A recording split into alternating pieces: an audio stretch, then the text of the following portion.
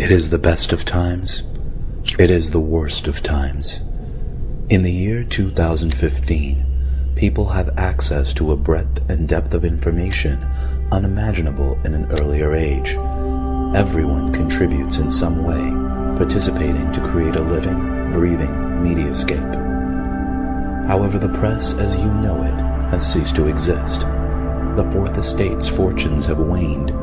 20th century news organizations are an afterthought, a lonely remnant of a not-too-distant past. The road to 2015 began in the late 20th century. In 1989, Tim Berners-Lee, a computer scientist at the CERN Particle Physics Laboratory in Switzerland, invents the World Wide Web. Amazon.com is founded in 1994. Its young creator dreams of a store that sells everything. Amazon's model, which will come to set the standard for internet sales, is built on automated, personalized recommendations, a store that can make suggestions. In 1998, two Stanford programmers unleash Google. Their algorithm echoes the logic of Amazon. It treats links as recommendations, and from that foundation powers the world's fastest and most effective search engine. In 1999, a dot-com startup named Pyra Labs unveils Blogger, a personal publishing tool. Friendster arrives on the scene in 2002, and hundreds of thousands of young people rush to populate it with an incredibly detailed catalog of their lives, their interests, and their social networks. Also in 2002, Google launches Google News, a portal featuring headlines and links to the stories of the minute. Journalism organizations cry foul. Google News is edited entirely by computers. In 2003, Google buys Blogger. 2004 would be remembered as the year that everything began. Reason magazine sends subscribers an issue with a satellite photo of their houses on the cover and information custom-tailored to each subscriber inside. Google unveils Gmail with a gigabyte of free space for every user. Microsoft launches Newsbot, a social news filter. Google buys Picasa, a tool for organizing images. Amazon releases A9, a search engine built on Google's technology that also incorporates Amazon's trademark recommendations. And then, in August, Google goes public. Awash in new capital, it acquires Keyhole, a company that maps the world and puts it online. Google also begins digitizing and indexing the world's libraries. Apple's iPod inspires podcasting, and the age of personal radio begins. We can all broadcast our own thoughts, our own music, directly to each other's music players. 2005. In a response to Google's recent moves, Microsoft buys Friendster. Apple releases the Wi-Fi Pod, a portable media player with integrated camera that can send and receive podcasts and images on the go. 2006.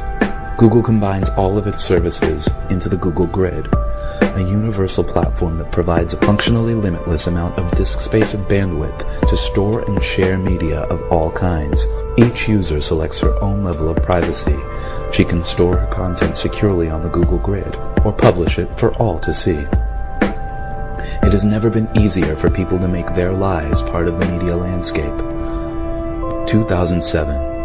Microsoft responds to Google's mounting challenge with Newsbotster, a social news network and participatory journalism platform. Newsbotster ranks and sorts news based on what each user's friends and colleagues are reading and viewing, and it allows everyone to comment on what they see.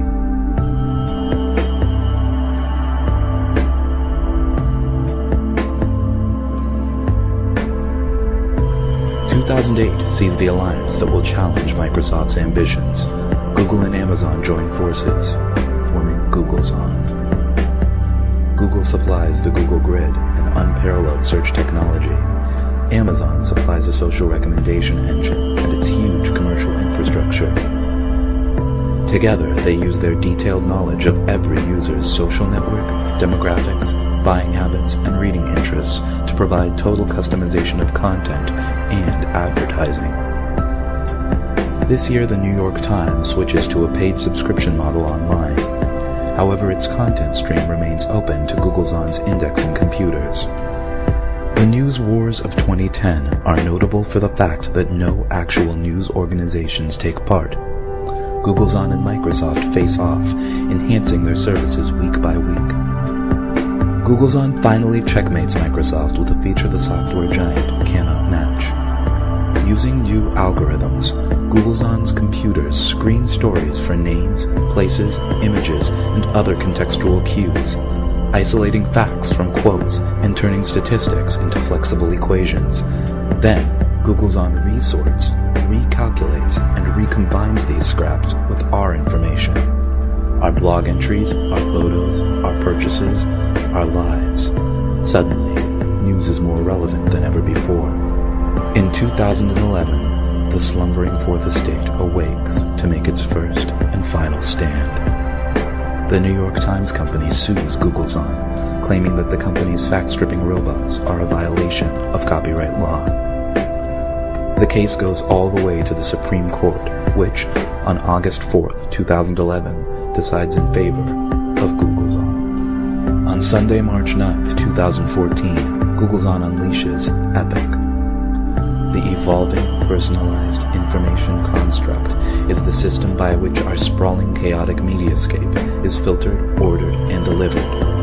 Everyone contributes, and many people get paid, a tiny cut of Googlezon's immense advertising revenue, proportional to the popularity of their contributions.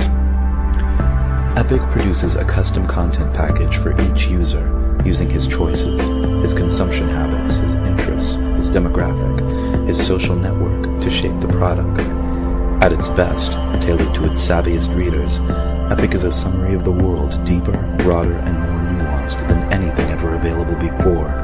But at its worst, and for too many, Epic is merely a collection of trivia, much of it untrue, all of it narrow, shallow, and sensational. In 2014, the New York Times goes offline. In feeble protest to Googlezon's hegemony, the Times becomes a print-only newsletter for the elite and the elderly. 2015. Pinky Nankani, a refugee from the defunct New York Times digital edition, finds a new journalistic calling. She begins to collect and filter GPS-tagged neighborhood broadcasts. Soon, Pinky's feed is a local lodestone, and more of her neighbors tag their broadcasts with GPS data as they realize they too can be a part of it. Hey, it's me. If you're listening, I think a bunch of us are going to go meet up at Progress Park. We're thinking about doing like a little barbecue. I was thinking if you go to the park, do not bother with 9th Street. There's this big accident at Garfield, and it's all backed up. It's totally a mess. So, Have you guys gone out today? If you haven't gone out today, please go out today. It's an incredible day. Take a look at this.